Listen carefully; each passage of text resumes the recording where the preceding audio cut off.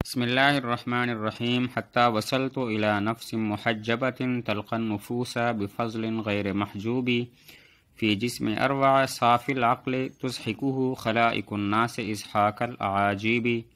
وصلت وصل ضربہ سے پہنچ جانا، محجبہ تحجیب سے اسم مفعول ہے، بمعنی پردہ نشین ہونا، پردہ نشین کیا ہوا، اور تلقى کا سمع سے ہے ملنا، فضل کا معنی انعام ہوتا ہے، نصرہ کا مصدر، اور محجوب حجب نصرہ سے ہے بمعنی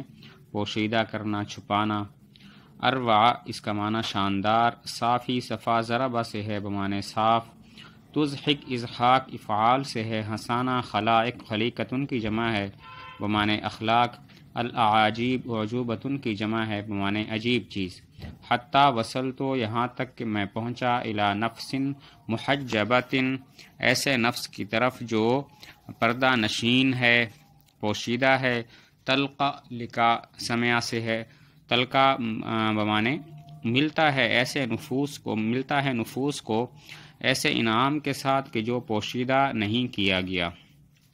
فی جسم اروا شاندار آدمی کے جسم میں ہے، صاف عقل والا ہے، تضحکہ اس کو ہنساتے ہیں، خلائق الناس لوگوں کی عادات، اضحاک الاعاجیبی مثل عجیب چیزوں کے ہنسانے کے۔ مطلب یہ ہے کہ میں سفر کرتے کرتے ایسی شخصیت تک پہنچ گیا کہ جو لوگوں سے پوشیدہ رہتا ہے، لیکن اس کے جو انعامات ہیں وہ پوشیدہ نہیں رہتے۔ اور فی جسم اروا اس کا جسم شاندار ہے، عقل صاف ہے، اور لوگوں کی عادات دیکھ کر اسے ایسی ہنسی آتی ہے جیسا کہ عجیب چیزوں کو دیکھ کر ہنسی آتی ہے۔ فالحمد قبل له والحمد بعد لها وللقنا ولإدلاج وتأویبی وکیف اکفر یا کافور نعمتها وقد بلغنک بی یا خیر مطلوبی۔ حمد سمع کا مصدر ہے تعریف کرنا، اور کنا کا معنی نیزے، ادلاج رات بھر چلنا، اور تعویب تفعیل کا مصدر بمعنی دن بھر چلنا، اور اکفر و کفران نصرہ سے ہے ناشکری کرنا، بلغنا بلوغ نصرہ سے ہے بمعنی پہنچا دینا۔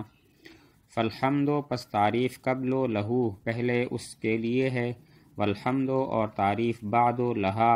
بعد میں ان گھوڑوں کے لیے ہے، وللقنا اور نیزوں کے لیے ہے،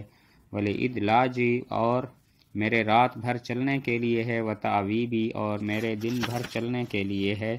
وکیف اکفرو اور میں کیسے ناشکری کروں، یا کافورو اے کافور، نعمتہا ان گھوڑوں کے احسان کی، وقد بلغنا کا بھی حالانکہ انہوں نے تجھ تک مجھے پہنچا دیا، یا خیر مطلوبی اے بہترین مطلوب۔ مطلب ہے پہلے تو تعریف کافور کی ہے، بعد میں تعریف گھوڑوں کی ہے اور نیزوں کی، اور میرے دن بھر رات بھر چلنے کی ہے۔ ان تمام باتوں کی وجہ سے میں تم تک پہنچا ہوں۔ وکیف اکفرو یہ جو گھوڑے ہیں ان کی احسان کی میں ناشکری کیسے کر سکتا ہوں، حالانکہ میں انہی کی وجہ سے تم تک پہنچا ہوں۔ یا ایھا الملک الغانی بتسمیۃ فی الشرق والغرب عن وصف وتلکیب انت الحبیب ولکنی اعوذ به من ان اکون محبا غیر محبوبی۔ الغانی غنا ضربہ سے اسم فاعل بمعنی مستغنی، اور تسمیہ تفعیل کا مصدر ہے بمعنی نام رکھنا، وصف ضربہ کا مصدر ہے صفت بیان کرنا، تلقیب تفعیل کا مصدر ہے بمعنی لقب دینا، اعوذ عوذ نصرہ سے پناہ مانگنا، محباً احباب افعال سے اسم فاعل محبت کرنے والا۔ یا ایھا الملک اے وہ بادشاہ، الغانی جو مستغنی ہے، بتسمیۃ نام رکھنے کے ساتھ، فی الشرق والغرب مشرق و مغرب میں، عن وصف و تلقیبی صفت بیان کرنے سے اور لقب بیان کرنے سے، انت الحبیب تو محبوب ہے، ولکنی لیکن بے شک میں،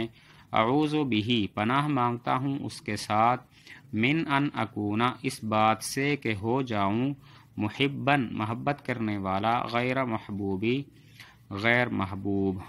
مطلب یہ ہے تم ایسے بادشاہ ہو